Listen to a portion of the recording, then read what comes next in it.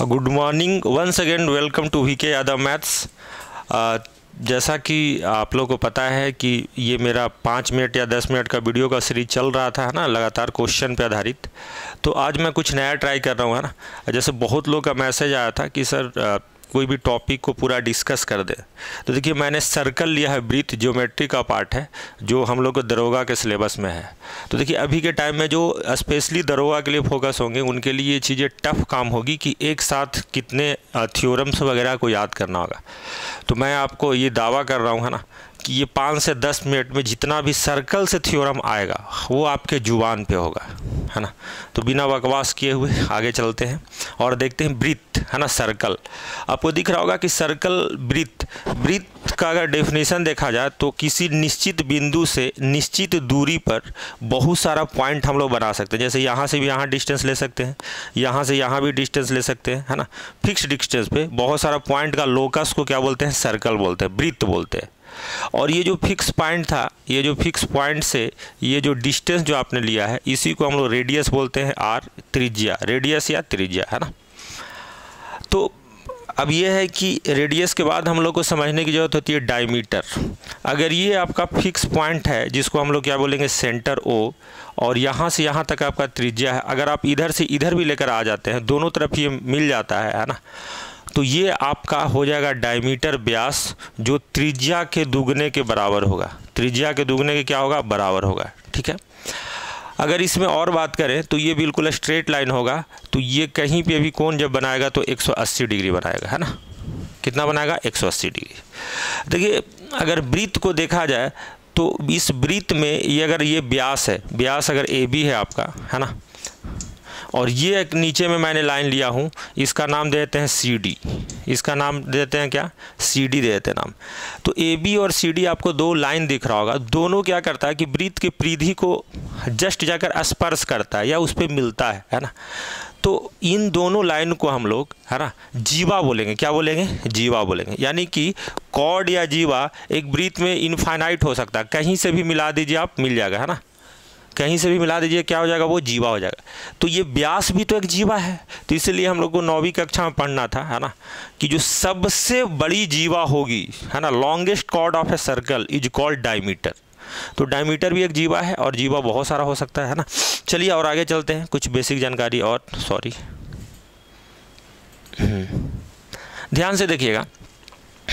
जैसे अगर हम लोगों ने थोड़ा देर पहले बनाया था जीवा, स्पर्श करने वाला, मतलब यहाँ से यहाँ तक को हम लोग जीवा बोलेंगे, है ना। यहाँ से यहाँ तक को क्या बोलेंगे बाबू? जीवा बोलेंगे, है ना, कॉर्ड बोलेंगे। लेकिन अगर ये कट करके आगे चल जाए दोनों तरफ, है ना, कट करके क्या चल जाए? आगे पीछे चला जाए, तो इसी को हम लोग सीकेंट या तिर्यक रेखा बोलते हैं। क्या बोलते हैं? सीकेंट या तिर्यक रेखा। जैसे अगर ये सेंटर से भी पास करके आगे तक चल जाएगा ना, मतलब डायमीटर भी आगे पीछे अगर बढ़ जाएगा, तब भी ये भी क्या होगा? सीकेंट ही होगा, है ना, तिर्यक रेखा होगा।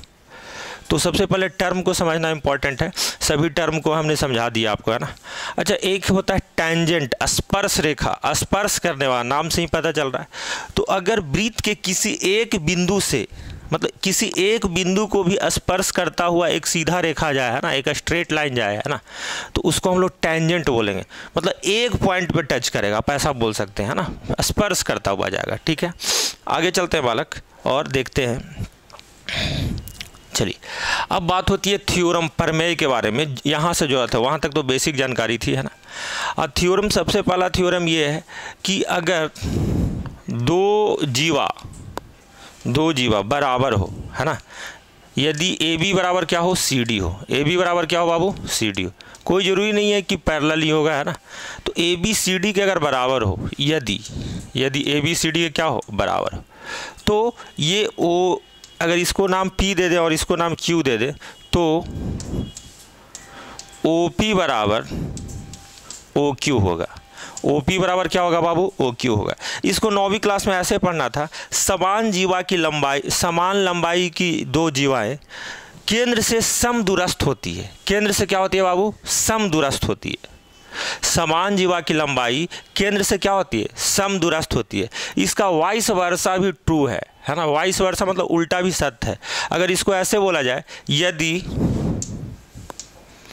केंद्र से समान दूरी पे दो जीवा को देखा जाए, केंद्र से समान दूरी पर, समान दूरी मतलब लंबवत दूरी की बात होती है।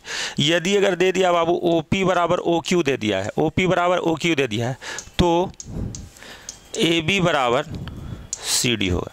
तो AB बराबर क्या होगा बाबू? CD होगा।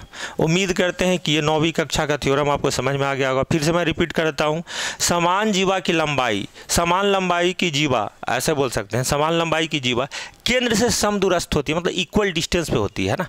इफ AB बराबर CD तो OP बराबर क्या हो जाएगा? OQ। इसका उल्टा भी सत्य है, OP बराबर अगर OQ है तो AB CD के बराबर होगा जी। ठीक है, आगे चलते हैं बालक अगला थ्योरम में। अगला थ्योरम ये है कि केंद्र से जीवा पर डाला गया लंब, है ना, केंद्र से जीवा पर डाला गया लंब, है ना, AB अगर आपका जीवा है और ये M है ना, तो आपको दो बराबर भागों में बांटता है। AM बराबर MB, AM बराबर क्या? MB। मैं डिटेल में लिख देता हूँ। यदि OM perpendicular to AB, OM AB पे क्या है? लंब है, तो AM बराबर MB होगा। AM बराबर क्या होगा? MB होगा। 9वीं कक्षा में इस तरीके से डेफिनेशन था बालक, केंद्र से जीवा पर डाला गया लंब जीवा को समद्विभाजित करता है। क्या करता है? समद्विभाजित, मतलब दो इक्वल पार्ट में बांटता है। उम्मीद करते हैं ये बात आपको समझ में आ गया होगा, है ना। अच्छा, इसका उल्टा भी सत्य है, vice versa is also true, vice versa is also true. अब बोलिएगा वाइस वर्सा क्या है बाबू? अगर बोला गया यदि AM बराबर MB, AM बराबर क्या? MB, अगर AM MB के बराबर है ना, और OM से एक लाइन है, केंद्र से क्या है? लाइन है, तो पक्का ही, है ना, क्या होगा बाबू? OM परपेंडिकुलर टू AB होगा। OM परपेंडिकुलर टू क्या होगा? AB होगा। परपेंडिकुलर मतलब क्या होता है? 90 डिग्री। तो उम्मीद करते हैं ये बात समझ में आ गया होगा, है ना। ठीक, आगे चलते हैं अगला थ्योरम में। अगला थ्योरम आप देख रहे होंगे जैसा कि एक कॉर्ड है AB और दूसरा कॉर्ड क्या है? CD, है ना। एक जीवा है AB और दूसरा जीवा है क्या? CD। एक दूसरे को अंदर में इंटरनली कट कर रहे हैं P बिंदु पर। किस बिंदु पे कट कर रहे हैं? P बिंदु पर। और यहाँ पर देखेंगे तो हमने बताया था आपको सीकेंट के बारे में, तिर्यक रेखा के बारे में, कि अगर AB को अगर बाहर बढ़ा दे, है ना, आइदर साइड कहीं भी बाहर बढ़ जाएगा तो वो एक सीकेंट हो जाएगा, है ना। तो आप ऐसे बोल सकते हैं या ऐसे भी बोल सकते हैं कि AB जीवा को अगर P बिंदु तक बढ़ाया गया, है ना, और CD को P तक बढ़ाया गया, AB को P तक बढ़ाया गया और CD को P तक बढ़ाया गया, मतलब ऐसे ही बोल सकते हैं कि दो जीवा AB और CD अगर बढ़कर, है ना, बढ़ाने पर P बिंदु पर कट करते हैं, तो ये दो जीवा एक दूसरे को एक्सटर्नली कट कर रहे हैं, बाहर में कट कर रहे हैं, और ये कहाँ कट कर रहे हैं बाबू? अंदर कट कर रहे हैं। तो देखिए दोनों के लिए सेम चीज़ ही बताएंगे, और जीवन में कभी भूल गए तो आप हमको मतलब कमेंट कर सकते हैं कि गुरुजी ये जीवन में कभी नहीं भूलेंगे, है ना। या भूलने का अगर आपको लगे कि ऐसा हम भूल सकते हैं तो कमेंट जरूर करेंगे, फिर मुझे अपने ऊपर शक हो जाएगा जिस तरीके से मैं बनाया हुआ हूँ बालक इसको, है ना। तो देखिए हमने इसमें जीवा को पहले लिख देते हैं। कौन सा जीवा है? A और B। यहाँ पर लिख दिए A और B। सेम चीज़ इसमें भी है, A और B जीवा, है ना, AB जीवा एक, है ना, और एक जीवा क्या है बाबू? CD। दोनों के लिए वैलिड है, बात को समझिएगा। अगर दो जीवा एक दूसरे को अंदर में कट करती है और दो जीवा एक दूसरे को बाहर में कट करती है ना, दोनों के लिए ये संभव है। अब ध्यान से देखिएगा, अगर AB को लिखा मैंने और CD को लिखा, ठीक है। अच्छा, ये जिस बिंदु पे कट कर रहे हैं बाबू, है ना, उसका नाम क्या है? P। यहाँ पर भी नाम P है, वहाँ पे भी नाम P है, तो सब जगह हम लोग P लगा देंगे। सब जगह हम लोग क्या लगा देंगे? P लगा देंगे। सब जगह हमने क्या लगा दिया? P। और बीच में गुना कर देंगे, इधर भी क्या कर देंगे? गुना कर देंगे। तो ये क्या हो जाएगा? बराबर। यानी कि अभी कभी भी जीवन में आपको भूलने की जरूरत नहीं है। हम लोग क्या करेंगे? AB और CD को लिख देंगे और सब में क्या लगा देंगे? P लगा देंगे। तो ये दोनों के लिए सेम फार्मूला होगा, दोनों के लिए क्या होगा? सेम फार्मूला होगा। AP इंटू BP बराबर CP इंटू DP। इस पर भी एग्जाम में बहुत सारा क्वेश्चन आता है, या प्रैक्टिस सेट बना रहे होंगे तो आता होगा ना। चलिए आगे चलते हैं। अब देखिए यहाँ पर सिचुएशन आ गया कि एक AB एक जीवा था, उसको बढ़ाया गया P बिंदु तक, और ये स्पर्श रेखा है, एक बिंदु पे स्पर्श कर रहा है बाबू। तो बताए हैं क्या है ये? स्पर्श रेखा। क्या है ये? स्पर्श रेखा। तो अगर ये आपका स्पर्श रेखा है और ये एक जीवा कट कर रहा है ना, और बाहर में कट कर रहा है बाबू, तो सिचुएशन तो थोड़ा गंभीर हो गया। पिछला से हम लोग ले सकते हैं चीज़ों को, है ना। हाँ, तो हम बोलेंगे सर हमने लिखा था पिछली बार A और B, और यहाँ पर अगर देखा जाए, अगर ये जीवा रहता तब 2 पॉइंट को हम लोग लिख सकते थे जीवा को, लेकिन ये सिर्फ एक ही पॉइंट पे टच करता है स्पर्श रेखा, तो हम 2 बार टी लिखेंगे। क्या लिखेंगे? 2 बार टी, है ना, 2 बार क्या लिखेंगे? टी। और दोनों किस पे कट कर रहा है? वो पी बिंदु पर। किस पे कट कर रहा है? पी बिंदु पर। तो हम बोलेंगे A P B P P T, आगे लगा दो, अच्छा लगेगा देखने में। इन दोनों को गुना कर देंगे, इन दोनों के क्या कर देंगे? गुना कर देंगे। तो फॉर्मूला क्या बन जाएगा? A B into B P बराबर पी टी का होल स्क्वायर। पी टी का क्या हो जाएगा बाबू? Whole square. पी टी का क्या हो जाएगा? Whole square. आगे चलते हैं और भी कुछ बात करते हैं जो आपके एग्जाम के लिए बड़ा बेनिफिशियल होगा। एक है डिग्री मेजर थ्योरम, कोनों के मापन वाला प्रमेय।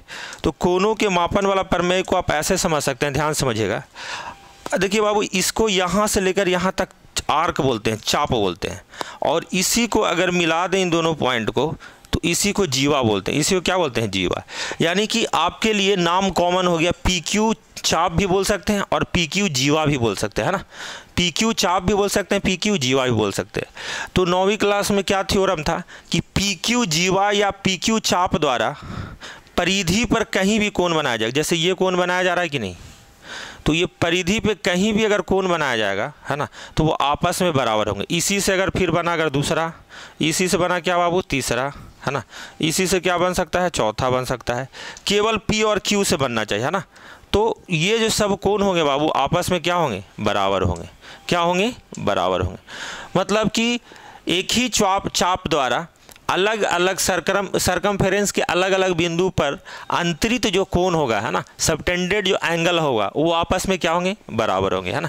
इंग्लिश में angle subtends on circumference of a circle by any chord is equal.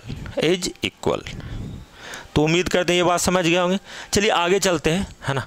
अगला है, देखिए फिर से ए बी अगर चाप है या ए बी जीवा है, इसके द्वारा केंद्र पर का जो बना कोण है और इसी के द्वारा सरकमफेरेंस पे परिधि पे जो बना कोण का ट्वाइस होता है बाबू। क्या होता है? दुगुना होता है। क्या होता है? दुगुना होता है। क्या होता है? दुगुना होता है। ये भी बड़ा इंपॉर्टेंट है आपके लिए। अगला बात है ना कि अगर कोई भी सर्कल में अगर एक व्यास है, क्या है? व्यास है, केंद्र ओ होगा, इससे कोई मतलब नहीं है। तो व्यास द्वारा कहीं भी कोण बनेगा सरकमफेरेंस पे, परिधि पे, तो वो हमेशा 90 डिग्री होगा। वो हमेशा क्या होगा? 90 डिग्री होगा।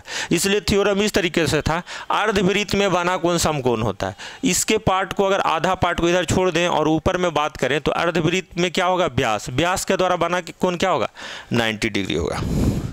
अगला थ्योरम देखते हैं बाबू। अगला थ्योरम ये है कि एक स्पर्श रेखा और एक जीवा का नाम है एटी, स्पर्श रेखा का नाम है पीटी। तो एक जीवा और एक स्पर्श रेखा द्वारा जो बना कोण होगा, उसी जीवा द्वारा सरकमफेरेंस पे कहीं भी, मतलब परिधि पे कहीं भी बने कोण के बराबर होगा। बने कोण के क्या होगा? बराबर होगा। फिर से मैं इसको रिकॉल करवा देता हूँ, ध्यान समझिएगा। मैं ये बोल रहा हूँ बालक, क्योंकि ये थोड़ा सा टफ है लोगों के लिए। अगर किसी भी वृत्त में एक स्पर्श रेखा है और इसी बिंदु से एक जीवा बन रहा है ना, इसका नाम है टी पॉइंट का, और इसका नाम है ए, और इसका नाम है, इधर रख देते हैं पी। यानी कि हमारे पास स्पर्श रेखा क्या है बाबू? पी टी, और जीवा क्या है? A T. तो इसके द्वारा जो कोण जो बनेगा ये थीटा, ये बराबर होगा इस जीवा के द्वारा कहीं पे भी बनाएंगे कोण, कहीं पे भी कोण बनाएंगे उसके बराबर ही होगा, है ना। वहाँ पे अल्फा था, यहाँ पे थीटा ले लियो, कोई भी फर्क नहीं पड़ता। अगर इसमें और भी ऐसे बनाया जाए तो ये भी किसके बराबर होगा? थीटा के बराबर, क्योंकि ये इसी जीवा के द्वारा बन रहा है ना। तो चलिए, है ना, मैंने शॉर्टकट में इतना चीज़ों को बताया कि आप रिवाइज कर लें, और इससे ज़्यादा आपके एग्ज़ाम में ज्योमेट्री से नहीं आने वाला है ना, ज़्यादातर इसी से आता है। तो इसको आप रिवाइज कर लें और प्रैक्टिस सेट बनाएंगे तो ज़रूर आपको फ़ायदा होगा। तब तक के लिए जय हिंद, जय भारत। इसी तरीके से आप मेरा वीडियो को प्यार देते रहिए। धन्यवाद।